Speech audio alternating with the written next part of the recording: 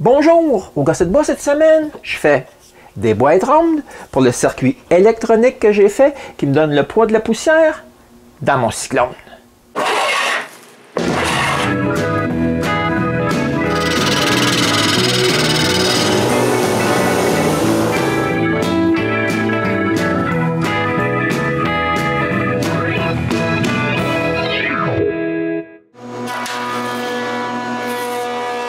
Depuis que j'ai mon nouveau combo, j'envoie plus mes copeaux sur le plancher.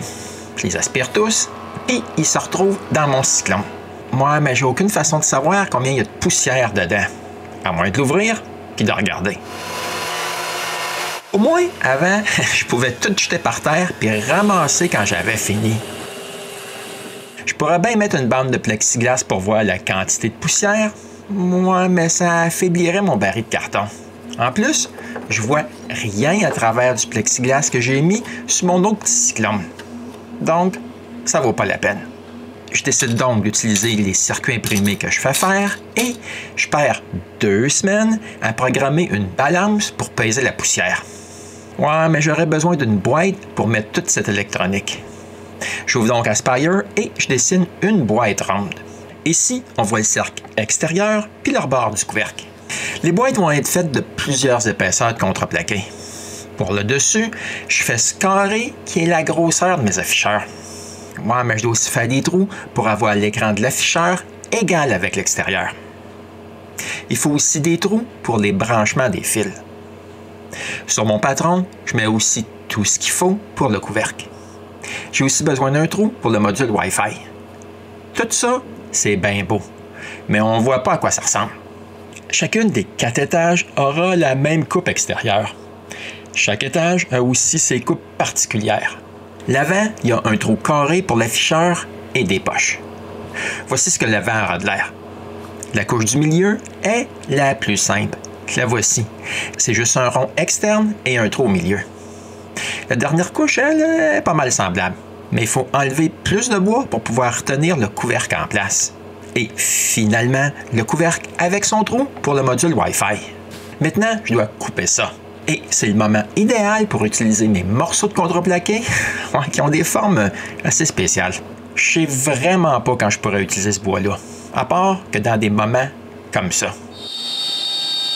Et c'est parti pour les coupes. Premièrement, la façade, suivi des couches intermédiaires et du couvercle.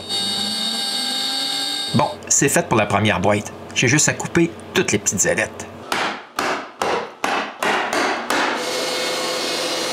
Après avoir donné un petit sablage, je peux coller les 3 étages ensemble. Mettre ça en serre et attendre que la colle sèche. Pendant ce temps-là, je peux m'occuper de l'autre boîte. En fait, c'est pas mal pareil comme l'autre. Il me reste encore pas mal de petits morceaux. Je vais les utiliser pour la base de ma balance. J'ai juste besoin d'en couper 12 comme ça. Ça, c'est une des 12 sections de la base. Ici, on peut mieux les voir. Eux autres aussi ont été faits avec Aspire. Et c'est super facile. Bon, j'ai fait 2 cercles. J'ai dessiné une ligne à 60 degrés et je l'ai répété 6 fois en prenant soin que la rotation soit faite par rapport au centre des cercles. Ensuite, j'ai effacé toutes les lignes inutiles et redessiné des lignes sur le côté de ce qui reste. Ça, c'est la forme que j'ai coupée à CNC. Ouais, mais par contre, pour pouvoir tout coller ensemble, je dois couper toutes les petites ailettes. Quand c'est fait, je mets le premier étage en place. Je mets un peu de colle sur le dessus et je dépose un autre cercle par-dessus celui-ci. Pour appliquer une pression pendant que la colle sèche, je commence par mettre un bout de contreplaqué et je mets pas mal tout ce que j'ai qui est pesant par-dessus. Même ce seau qui est plein de plomb. Oui, plein de plomb. Maintenant que la colle est sèche, je chambre à l'extérieur. Mais ici, je m'aperçois que je n'ai pas coupé les trous des senseurs de poids assez gros. J'arrange ça.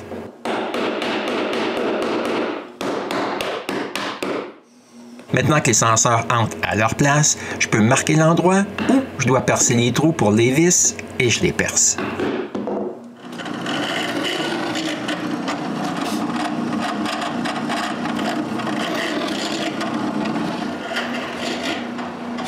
puis je les essaye en place, juste pour voir de quoi ça aura de l'air.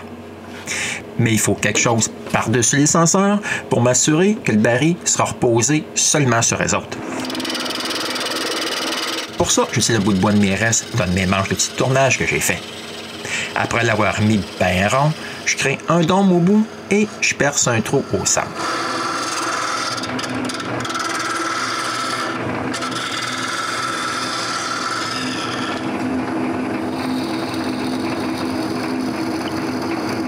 Tout ce qui me reste à faire pour mon premier bouton, c'est de le couper.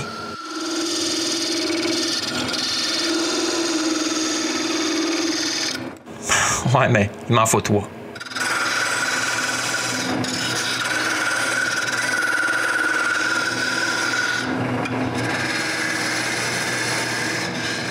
Quand je les ai toutes, je perce un trou au-dessus pour la tête de la vis.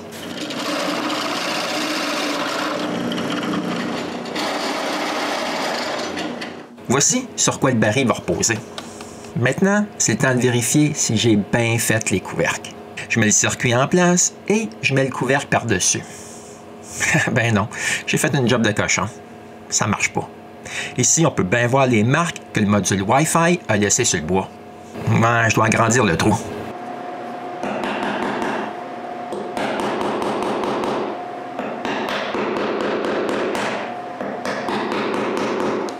Bon, maintenant c'est parfait. J'ai juste à répéter la même chose pour l'autre couvercle.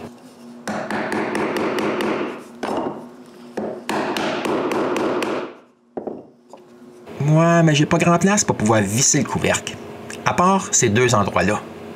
Je marque donc les couvercles et perce leur trou.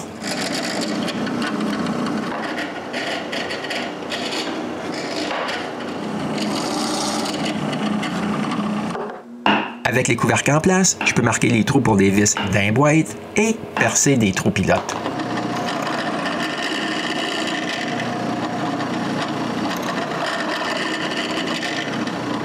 Après avoir vissé les couvercles en place, je peux aller à Sableuse pour enlever ce qui reste des petites ailettes.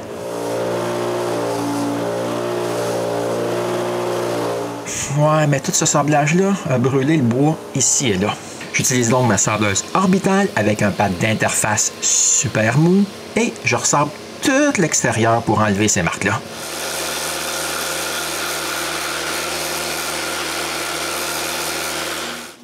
Après tout ça, j'applique une couche d'huile de lin partout ces deux boîtes. Pendant que l'huile sèche, je peux finir ma base. Ouais, je me suis aperçu que j'avais oublié de laisser des bouts qui dépassent pour retenir la partie électronique à l'intérieur du support. Je vais donc m'occuper de ça maintenant.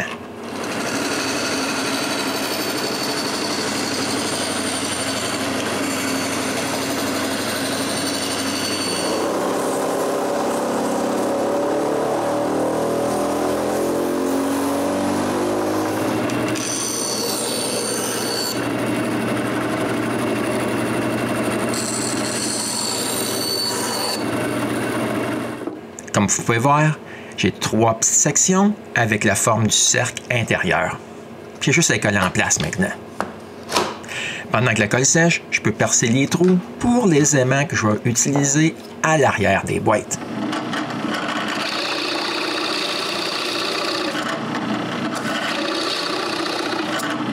Ça va être parfait. J'ai juste à les coller en place maintenant. Je dois aussi percer un trou pour le fil qui entre dans la boîte. C'est parfait. J'ai juste à souder les connecteurs en place. J'ai aussi besoin de quelque chose comme support pour l'électronique. Je m'occupe de ça maintenant.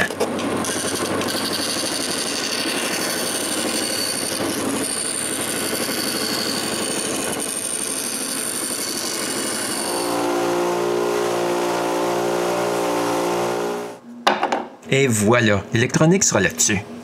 Puis voilà ce que ça a l'air avec les 3 convertisseurs des senseurs et un petit bloc d'alimentation. Maintenant, je peux installer les senseurs. En fait, c'est pas très difficile. Je mets aussi des petits boutons à leur place. Je branche les senseurs d'un convertisseur. Maintenant, c'est le temps pour voir si tout ça marche comme prévu. En tout cas, rien n'a sauté et j'ai mon écran d'introduction qui s'affiche. Comme ça semble marcher, je colle l'afficheur en place. Comme ça, il sera pas mal plus facile d'appuyer sur l'écran. Avant d'installer ça en place, je vais faire quelques tests. Premièrement, je vais dans les menus et je reset la balance à un poids 0. Avec ce chaudron rempli de 10 kg de plomb, je dis à mon circuit de calibrer ce senseur pour un poids de 10 kg. Je refais la même chose pour les autres senseurs. Ensuite, je change le mode d'affichage pour seulement voir le poids final et non pas les informations des senseurs. Je refais un test avec tout le plomb que j'ai dans l'atelier. Ma balance me donne 27,5 kg. Bon, je vais donc vérifier ça pour voir avec la vieille balance mécanique que j'ai dans l'atelier. Elle me donne 65 livres. 65 livres, c'est 29,5 kg. Ah, pas si mal comme différence. C'est parfait pour l'utilité que je veux en faire. Maintenant, il ne me reste plus qu'à l'installer en place, sous mon baril de poussière, et à rebrancher tous les tuyaux ainsi que l'alimentation de mon circuit. Maintenant, c'est le temps de voir ce que ça donne. Bon, tout ça là, pèse 16,5 kg. Mais avoir le poids à côté de la poussière, moi, c'est pas l'idéal. Je vais donc mettre l'autre module ici pour afficher le poids. Et un petit test avant de mettre ça en boîte. Comme j'avais prévu, ça fonctionne. J'ai juste à mettre le bloc d'alimentation et le senseur de courant dans ma prise électrique. Ici, on peut mieux voir le senseur. C'est la partie bleue au bas de la prise. Tout comme pour l'autre module, je colle l'afficheur à la boîte. Voici mon récepteur de près. Maintenant, il reste juste à le brancher. Et voilà, j'ai le poids de la poussière juste à côté des outils qui en font le plus. Ouais, mais 16 kg, c'est pas réel. Je vais donc resetter la valeur du poids.